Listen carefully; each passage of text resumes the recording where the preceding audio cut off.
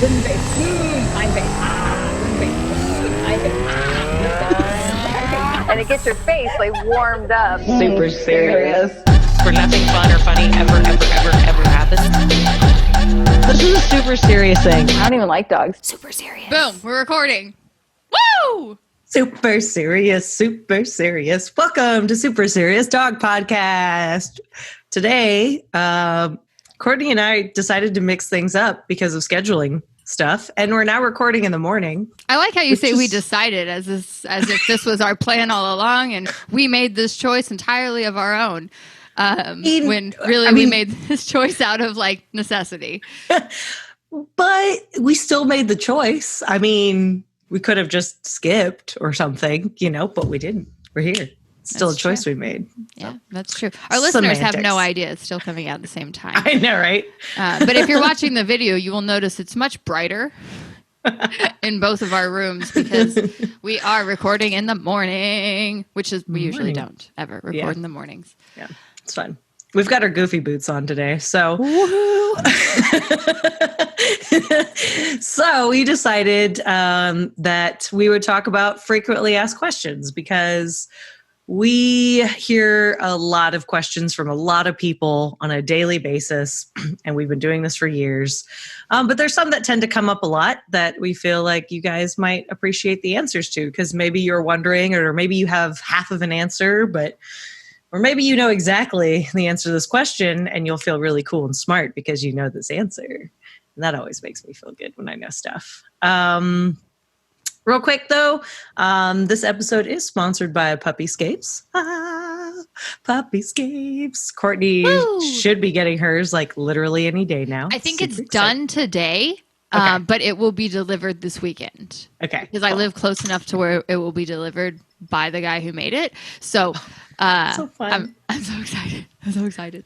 This is super exciting. Yay. But yeah, it's going to have a suspension bridge and a ladder walk and like a balance beam walk and like stairs and like it's big. And I got 2 of them and I'm really excited. And I highly recommend them for just average pet owners that want to have a yard or something. Give your dog something to climb on, something to do, something to build their confidence. And for dog trainers, like, invest in your company, dude. Invest in yourself, and you can put your logo on it, so you look like a badass, and you're building dogs' confidence. And it's great stuff. It's great stuff. Yeah. The guy Patrick, real nice guy to deal with. Really flexible, understanding. I had a mix up with my colors because, for those of you who don't know, I am slightly colorblind. Makes things complicated sometimes, and so like the colors I picked, like they didn't look great together, not gonna lie. And he just kind of very nicely let me know that he was like, "Are you sure these are the colors you want?" Yeah. And I was like, "Do you have any ideas?" Polite way, right? Yeah. And he gave me some ideas, and I'm really excited with the way it came out. So, really cool guy. Just pop on that website, puppyscapes.com, fill out the contact form, let him know you heard about him here with us on the Super Serious Dog Podcast, and you will get a discount. Yeah. And if you buy 2 items, you get a bigger discount. So I think it's like 5% for 1 item, 5% off, and then 7% off for 2 items or more. That's right. But you don't have to get the whole big thing that I got. Like they have like they have benches or just like platforms or A-frames or have all kinds of stuff on there. So go check it out. Super cool company. Yeah. The way I would liken it is like if you've ever been to like a really, really nice dog park that has like all kinds of random like tubes and tunnels and little like platforms and little bridges and all that kind of stuff. Like, especially if you know your dog really likes one of those things, like some dogs really love the tunnel, right? And they love to go inside of it. He has stuff like that too. So definitely go check it out. Worth your while. And that's it. So let's dive into some frequently asked questions. Hit me with one. What do you got? What do you got? So Courtney, why do dogs dig up their beds and spin? And like to get comfortable? That is literally that is generally the answer. I try to stick to simple answers. I don't want to overcomplicate things. Typically, it's to get comfortable. Just to kind of move things around a little bit, adjust, and maybe find a cooler spot. Like if you ever flip your pillow over to get the cool side of the pillow, like In my observations, it's very similar to that. Yep. So I'm going to share something really weird that I do, and I've always done this since I was a kid. I love this. But like Go. sometimes when I get in bed, especially when I'm like, you get kind of like hyper before bed. I don't know if that's everybody, but like sometimes you're so excited to go to bed that you're like, yeah, let's do this. I'm ready to get comfortable. And so I'll like get in bed and I'll like pull the sheets over me. And especially like when they feel kind of cool to the touch, I'll like kick my feet around and like kind of make almost like snow angels and stuff, but also like kick them like bending my knees, picking them out and swishing them side to side. And I just giggle profusely. And I tell Lee that I shout insane things like, I'm a bed person. I don't know what I say. Oh, that's wonderful. Me, I'm in bed. But yeah, it's just, it's a way to get comfortable. I mean, there are extremes, like if the dog is like burying a bone or nonstop. Or like rubbing their nose in it nonstop. Some dogs like to burrow and get under a blanket or under a cushion. It's a personal preference thing. Some dogs will just lay on the concrete floor and be like, this is good enough. I'm happy here. Yep. And some dogs, like I said, they don't like beds at all. So just nesting. Yeah. It's a nesting habit, right? Like when I go to a hotel, for instance, like everybody's a little different. Some people just like, I'm just going to leave everything in my suitcase. Who cares? I am very much like I have to make my space like mine.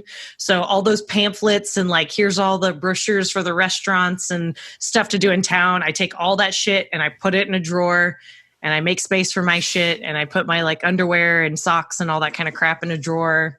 And I'm like, I get cozy. So it's really, really similar to that, right? Like B-Town sometimes will spend like 10 minutes just digging. Rocky loves to burrow. He went underneath the dog bed cushion. You saw my stories. Yeah. This is so cute. All right. Now that we've definitely answered the shit out of that question, let's move on. All right. So one that we both get a lot is, why does my dog lift their leg to pee even though they're a girl? Or conversely, why do they squat to pee / not lift their leg if they're a boy? What do you tell people when they ask you that? It's kind of a personal preference, like personality thing. It kind of depends, right? So B-Town never learned how to lift his leg. That's like a kind of a social type sort of thing / a urine marking thing. And if your dog was neutered before he ever had the desire to urine mark, that's not going to happen. B-Town learned how to urine mark from Rocky, who was neutered when he was 5. And the urine mark, typically, the most prominent reason why is for like mating, finding a possible mate. And that also kind of goes along with like marking territory and that kind of stuff. But also sometimes they just do it because they think that they want it. It's mine. Whereas oh, sorry. I was going to say, I've also noticed that dogs will sometimes mark excessively in one area to make themselves more comfortable in that area. Yes. So a super insecure dog probably starts marking as soon as they arrive in a new space to make it their space. So it is claiming territory, but it helps them be like more comfortable because they're like, okay, I peed on everything here. This is all mine. I'm good here. Just like Misha when she goes into a hotel room and throws all the pamphlets in a drawer. Yeah. Listen, I live here now. I don't need this shit. I'm going to make it all smell like me now. This is all mine now.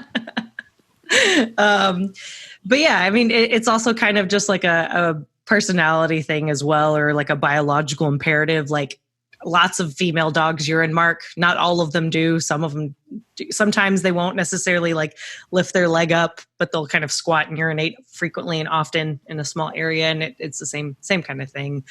I think I mentioned this, is that I had to teach B-Town how to lift his leg. And the only reason I did that, like I didn't have a personal preference, like all boy dogs should lift their leg to pee. I don't give a shit. I did it out of like necessity because he was literally pissing all over his front legs every day. And I was getting really tired of washing it. So one time he was peeing next to a fence. And so I just started to like lift his leg with my finger. And then like, I just like moved his foot right next to one of the iron rod bars of the fence. And I let him rest it there. And so he kind of started getting understanding a sense of stabilization. And then obviously Rocky doing it helped as well. But Boston he never really urine marked until like a year after he was neutered. So, same thing with humping. He never humped until like a year or two after he was neutered. That's interesting. Reddy has, as long as I've had him, always lifted his leg, and in doing so has always peed on his front leg. That's really funny. Yeah. That's the opposite. Yeah. When you were describing that, I'm like, weird. I would have taught Reddy to stop lifting his leg so that he could not. But there's no way I'm going to teach Reddy how to pee, because I wish I could have seen how you lifted Boston's little leg while he was peeing. Because if I tried to move Reddy, like if I tried to touch Reddy while he's peeing, he's probably just going to stop peeing and be like, "What are we doing?" Because I could think of some ways where you could potentially create a situation where he physically can't lift his legs or something, but I just don't. That wouldn't sit right with me. Like you'd have to put him in a small area or something, or build this really intricate contraption, and it's just like really not worth my time. He can lift his leg and pee on his front foot if he wants to. I just don't touch his front foot, or I wash it off when I see it. But honestly, I usually just forgot because. Yeah. It's not like your dogs are allowed on furniture right now or anything anyway, so it's not really that big of a problem. He's not getting in my bed with his pee foot or anything like that. So his little pissy foot. Well, he's white too, so when it happened, you saw it happen. You see it, yeah. Can dogs look up? That's one that I feel like I never really understood, and I think it started from just like an old wives' tale. I remember early on in my dog training journey reading somewhere that it was unnatural for them to look up, and that generally they did not know how to, which I was surprised by, because I had a dog at the time. I only had the one at the time, but she could look up, and I didn't remember ever teaching her how to specifically. But I have also, now that I've been doing this for some years, I have met dogs that don't know how to look up. Because for whatever reason, in their developmental period up until that point of meeting me, they had never had a reason to look up. Right. It had never been a thought.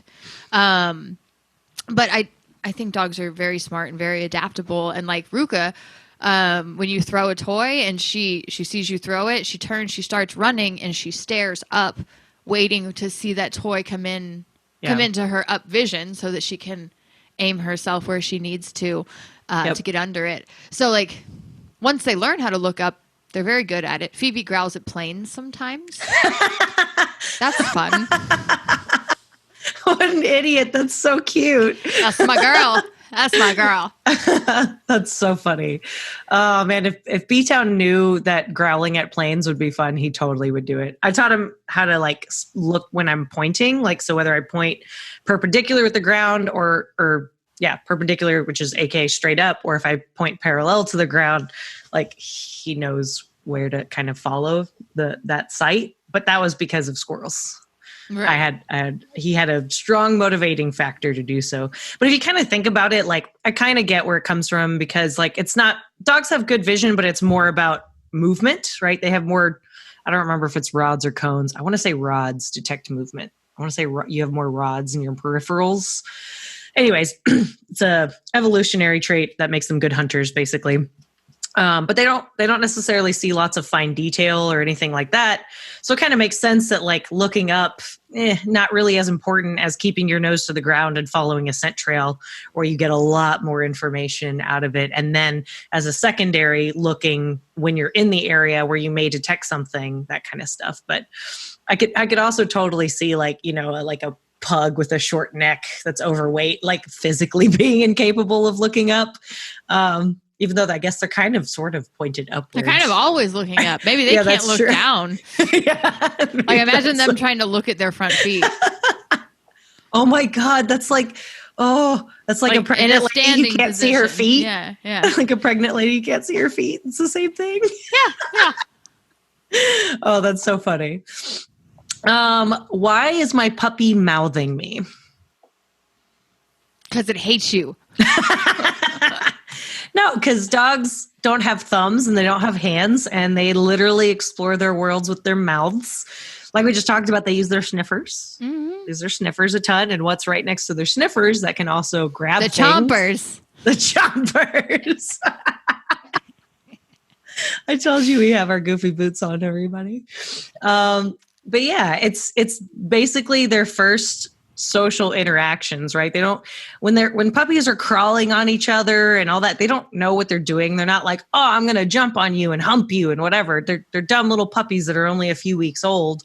But what they do know how to use is their sniffer and their chomper, because that's how they get milk, right? Yep. So it kind of makes sense that is such a strong biological imperative for them to kind of follow through.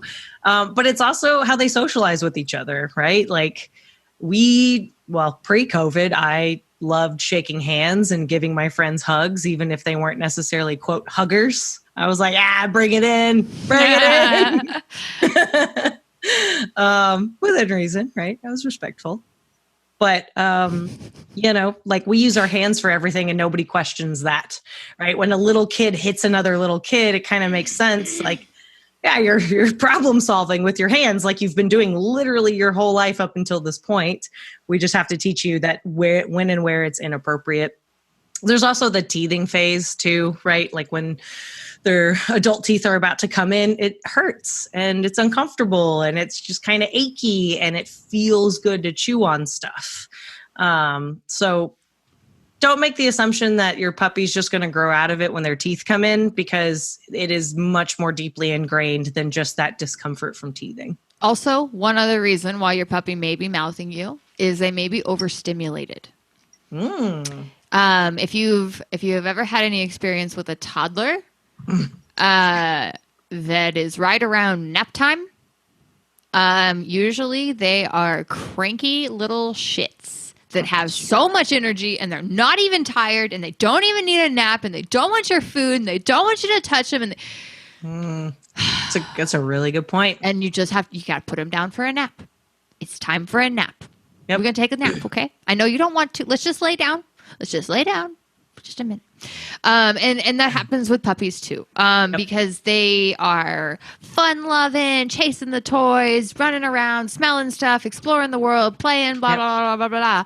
And they don't know how to self-regulate. They don't know how to say, like, I think I'm getting a little tired. I'm going to take some downtime now and go rest over here in a quiet spot. No, they're just like sleepy adrenalized. Like, yes. I'm not tired, you're tired. Woo! Yeah, exactly. So like I've had a lot of clients right now with puppies, right? And dealing with a lot of mouthing, and more than 4 of them that don't know each other have called it the witching hour.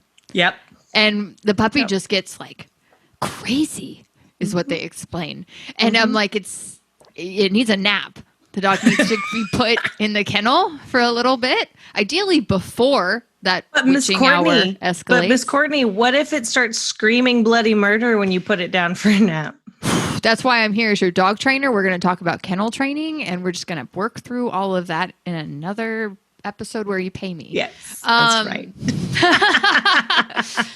Short version is it may need a nap, it may be teething, or it may just be a puppy exploring the world. So use your best judgment, apply different solutions to each situation, and love your puppy because they love you. They don't hate you. That was there's tons of books and resources and videos online. Like there's tons and tons of information on that kind of stuff for puppy stuff. So if you're like, I can't really afford a trainer right now or whatever, there's information up at your fingertips. So, tons and of if you don't have the internet, you probably have a library near you where you could access the internet. If you don't have the internet, I'm really curious as to how you found this podcast and are listening to it.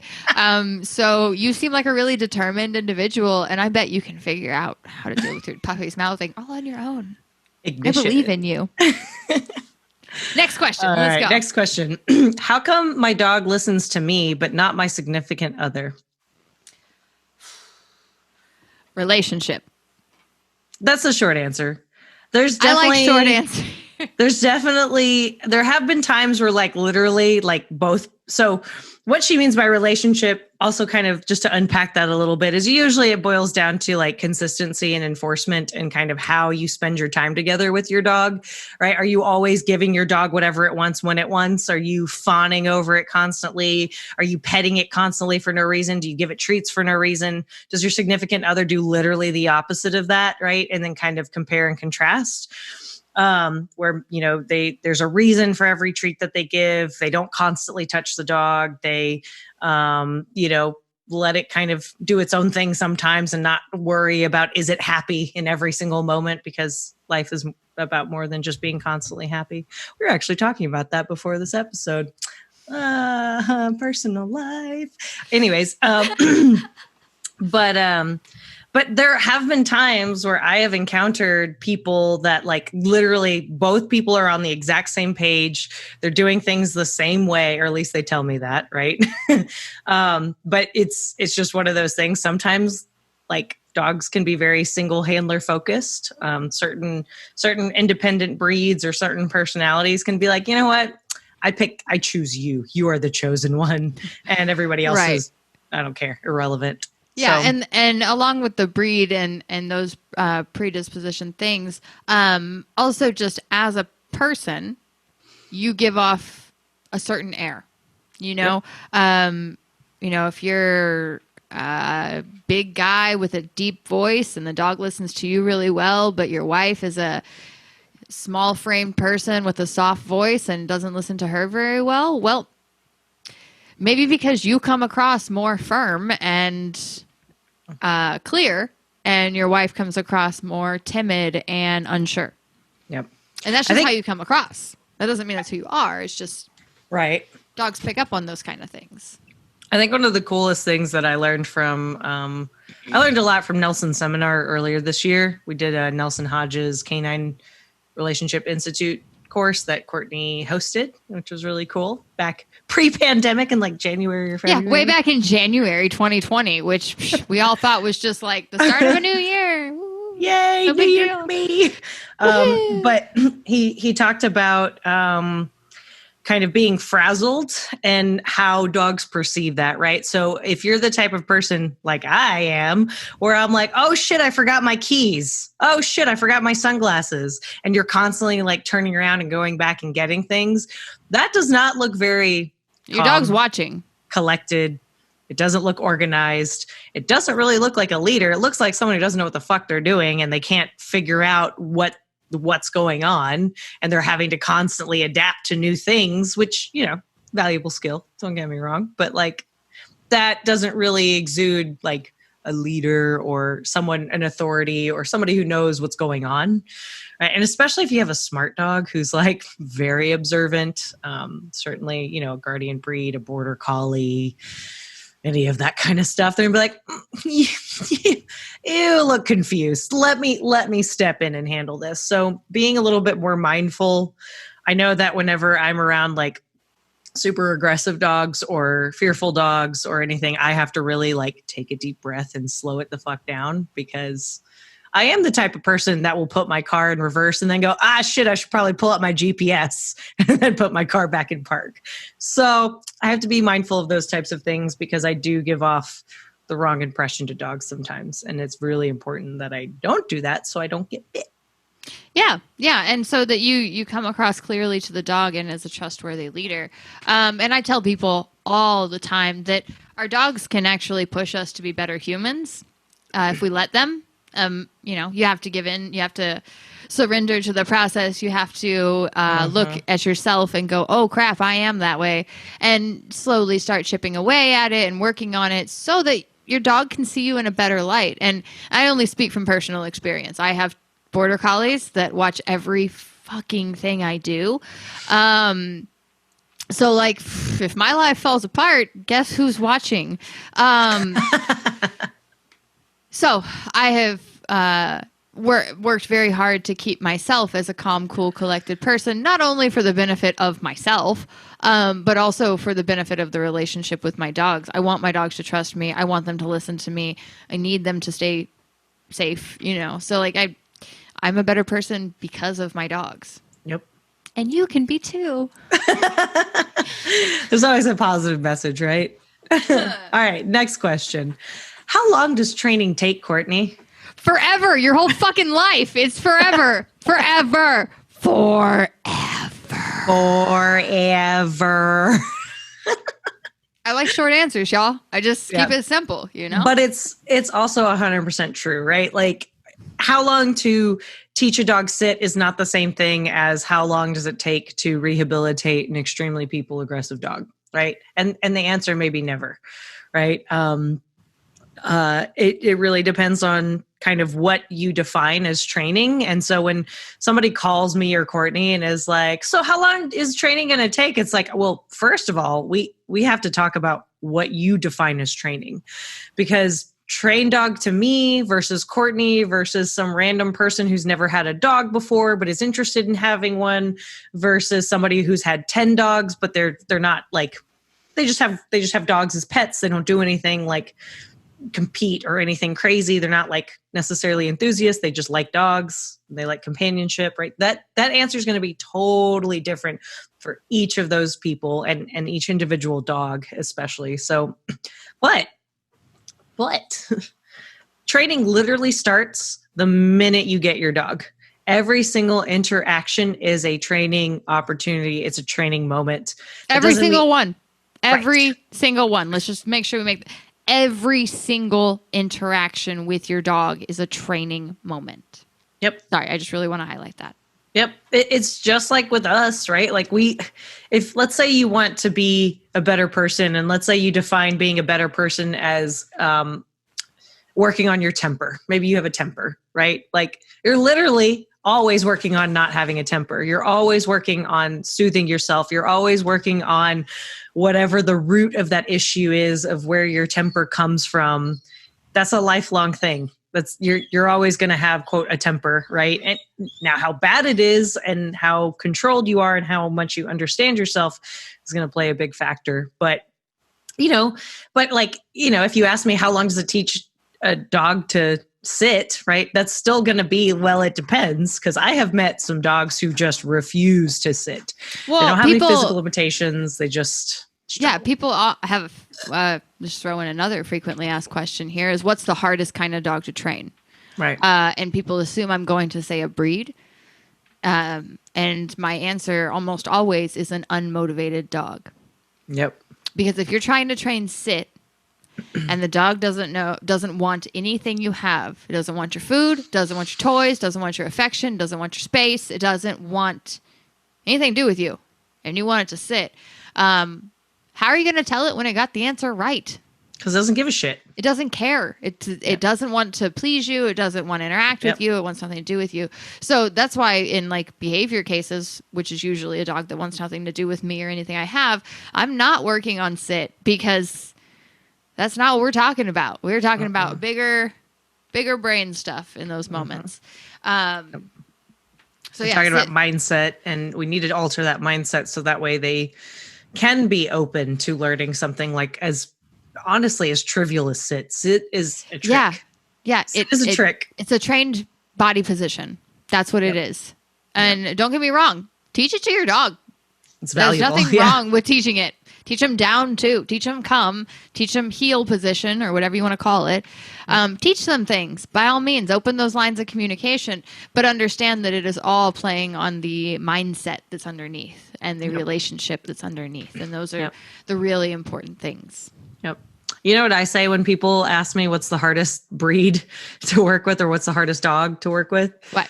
I always tell them human. Yeah. Yeah. Because humans have a lot of thoughts and emotions and a lot of shit gets in the way. And honestly, that is probably the most challenging. Like, give me a dog. Like there's definitely plenty of clients that I would never do a board and train with, because I could teach the dog anything, but that's not what it's about. It's they have a hiccup or a blip, or there's something missing in their relationship and they have to work on that together. And the only way to do that is to teach them how to do it. And that can be really hard if someone's not in the right mindset for that, or make excuses, or life gets in the way or whatever. And you could only do so much. to motivate people. The only exception to that I see is people like Cola's owners who were trying, but they didn't get what they were doing wrong, and they also lived far away from me, and so a board and train was our option for a reset, for them to have some time away from him, for him to have some time away from them, and everybody just mentally reset. But yeah. But if you've done 3 board and trains already, right. That's I know the kind of person you're talking about. Totally. I just always like to throw those exceptions in there because there are no absolutes. Yes. Except for the absolute that there are no absolutes. We're just coming around full circle today, huh? Goofy boots. Goofa boots. Goofa boots. So this kind of goes with the previous question. How long or how often should I practice? Right? It's a good question. As you guys may have guessed, it depends. Depends on what you're practicing. Because of the dog. Yeah. The dog, what you're practicing, what your life is like. Like, I usually, when people ask me that, I give them a minimum. Right. And if you can do more, that's amazing. And please do. Right. I encourage you to. But, a lot of times in today's society, we are working around people who have a busy schedule and a hectic life and and their mindset somewhere else. And they just want their dog to be the dog that they imagined it would be. And it's a whole thing. So I'm like, all right, when can you practice? Mm-hmm. Yep. And will you do it in those times? Yep. You got to kind of work with what the dog in front of you is telling you. And I try to encourage as much experimentation and exploration in my clients as I possibly can, because honestly, that's the only way that they're going to be successful. Because I don't want them to have to call me for literally everything. It's not some magic trick. It's literally critical thinking, problem solving, being creative, thinking about how can I motivate the dog to do what I want it to do. And I'll give you one example of muzzle training. There's some dogs where B-Town, when I muzzle trained him, I could do it 10 times a day. And he freaking loved it because he's this fat little sausage who loves food and he loves learning shit and he's pumped. He's basically like a little border collie. He's like, just tell me what to do and I'll fucking do it. This is awesome. Whereas my client dog, Abby, she's an older lady. She clearly has not been taught much in her life before coming into my client's life. And she was 7 years old. And with muzzle conditioning, we had to do it no more than once, maybe absolute maximum twice a day. But usually about once a day, because any more than that, and she would just start overthinking it. She'd kind of panic. And there's just huge diminishing returns on trying to do it multiple times a day. So you really have to kind of read the room and you have to kind of assess. And it really does depend. It depends. It really, really does. So, general rule of thumb, though, I try to practice different, at least 3 times a day, different concepts with my dogs, at least 3 times a day. I think it's a very reasonable goal. If I only do twice a day, hey, that's great too, right? And if I do 4 times a day, awesome. But that also and if you miss an entire day, well, those happen too. So try to get to it tomorrow. Yep, exactly. I have lazy days all the time. Yeah. All the time. Don't be hard on yourself. Right. And not everything has to be a training session in that, we're going to do sit and down and stand and all these crazy, very specific tasks. It can literally be all right, forage for your food. There you go. Here's an activity that I'm doing with you, that we're doing together with purpose. And it's not just here, eat this food out of this bowl, Right. So, let's see. Why do dogs eat grass? There are lots of reasons why dogs eat grass. If you Google it, you'll find a lot of reasons. Yeah. If you ask a vet, they will give you any number of these reasons also. Yep. If you ask different vets, you will get different answers. Yep. So just the rundown that I know of as answers is they eat grass because their stomach is upset. Mm-hmm. They are hungry. They are thirsty. They are bored. They are stressed. Or it tastes good. Or they're deficient in some kind of nutrient, which then would basically make them, that kind of falls in the other categories, right? Like they might need some minerals. Some dogs just freaking like it. And the other day, as Mia started chomping on some little vines that are in my backyard, they're safe. Don't worry, I've checked.